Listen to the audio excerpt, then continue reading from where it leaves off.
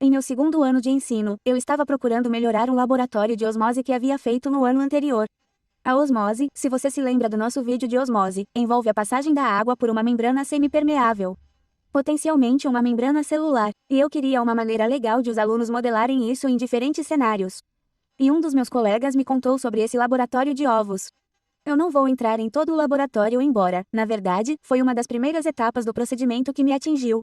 Para se preparar para o laboratório, meu colega me disse, você pode mergulhar os ovos em vinagre por 24 a 48 horas e a casca sai. Ah, então eu preciso fazer alguns ovos cozidos. Não, ovos crus. Mas se a casca sair, esse é o ponto, o que está por baixo da casca vai imitar uma membrana celular. É uma espécie de modelagem de como uma membrana celular funcionaria, você sabe, se o ovo inteiro fosse realmente uma célula. Então você pode executar diferentes cenários com ele para o seu laboratório de osmose, porque será semipermeável como uma membrana celular.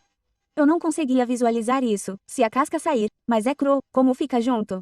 Então, tenho essa área em minha casa que é designada para coisas para eu experimentar.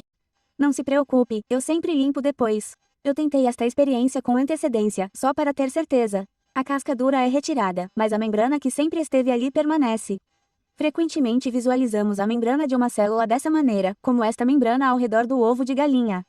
A membrana celular é semipermeável, o que significa que permite a passagem de alguns materiais, mas não de outros. Temos um vídeo inteiro sobre transporte celular e como os materiais podem passar pela membrana. Uma célula, corpo nunca poderia ser tão grande quanto um único ovo de galinha. Por quê? Bem, acontece que a área de superfície é uma coisa muito importante. Lembre-se, essa área de superfície determina as medidas de superfície dessa membrana celular, e a membrana celular controla o que entra e sai das células. Isso inclui a entrada de alimentos, bem como as moléculas essenciais para os processos metabólicos, e também a saída de resíduos.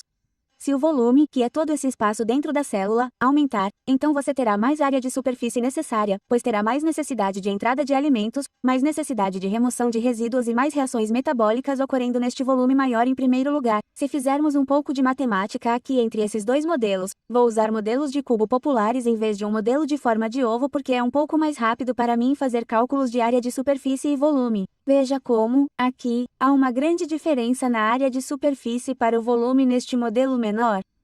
Proporção de 6:1. Isso significa que a área de superfície neste pequeno modelo é 6 vezes maior que o volume. Olhe para esta bela proporção com tanta área de superfície. Mas se olharmos para este cubo maior e fizermos algumas contas para este modelo, que a relação entre área de superfície e volume diminui. Claro, a área de superfície ainda é maior que o volume neste modelo grande, mas agora é apenas 2 vezes maior, não 6 vezes maior. As células são muito menores do que este pequeno modelo aqui para permitir uma área de superfície excepcionalmente grande em relação ao volume. E uma das principais razões pelas quais não vamos encontrar uma célula do corpo tão grande quanto este ovo de galinha aqui. A área de superfície é importante.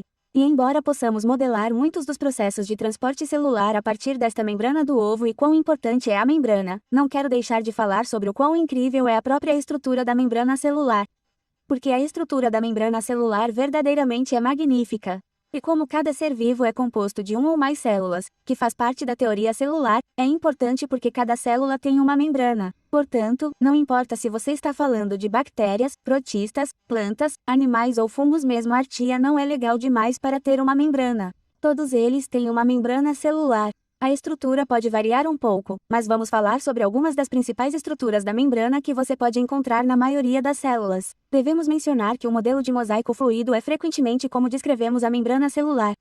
Um mosaico, caso você já tenha criado um, nós fizemos em algumas de nossas aulas de arte ao longo do tempo, organiza muitos pequenos pedaços juntos para fazer uma peça maior.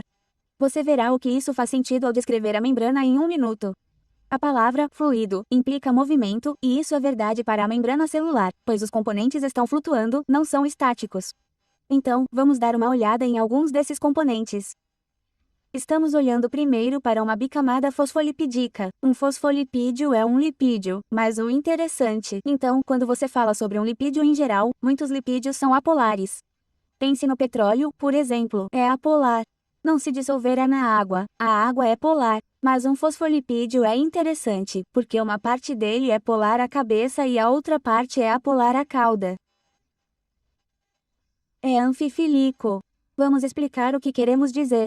Muitas vezes nos referimos à cabeça polar do fosfolipídio como hidrofílica, o que significa que essa parte adora a água. Bem, você sabe se um lipídio poderia a amar. As caudas apolares são hidrofóbicas, elas não gostam de água. Esses fosfolipídios se organizam em uma bicamada fosfolipídica com as áreas apolares aqui no meio, longe de qualquer água. Também permite que essa área intermediária seja separada do exterior e do interior. A água pode ser encontrada nas áreas internas e externas.